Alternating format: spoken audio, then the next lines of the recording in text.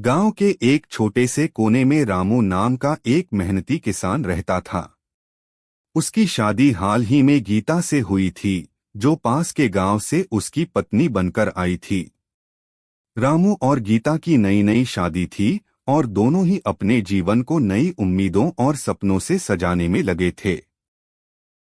रामू का एक सपना था कि उसका खेत एक दिन सबसे उपजाऊ और सुंदर बने। लेकिन गीता के लिए यह खेत सिर्फ मिट्टी और फसल का स्थान नहीं था, बल्कि वह इसे रामू की मेहनत और संघर्ष का प्रतीक मानती थी। एक दिन रामू गीता से बोला, गीता, तुम्हारे ससुराल में तो बस यही खेत है।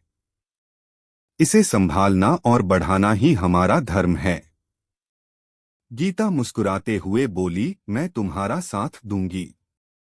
हम मिलकर इस खेत को ससुराल का आंगन बनाएंगे। गीता ने अपनी सासू माँ से सीखा था कि मेहनत और प्यार से मिट्टी में भी सोना उगाया जा सकता है। अब वह खेत में रामू के साथ काम करने लगी।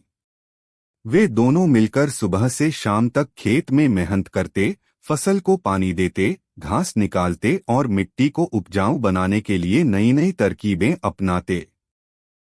एक बार सूखा पड़ गया। फसलें सूखने लगीं और खेत बंजर सा दिखने लगा। रामू निराश होकर बैठ गया। वह बोला, गीता, लगता है अब हमारा ससुराल, यह खेत बर्बाद हो जाएगा। गीता ने उसका हाथ थामकर कहा, नहीं रामू, बंजर जमीन भी मेहनत से हरी हो सकती है।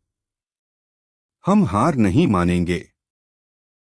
गीता ने गांव की महिलाओं को बुलाया और उनसे सुझाव लिए। सभी ने मिलकर खेत में नहर बनाने की योजना बनाई। गीता की कोशिशों से बारिश का पानी खेत तक पहुंचने लगा। धीरे धीरे खेत फिर से हरियाली में बदलने लगा। रामू और गीता की मेहनत और विश्वास ने उस खेत को एक उपजाऊ स्वर्ग बना दिया।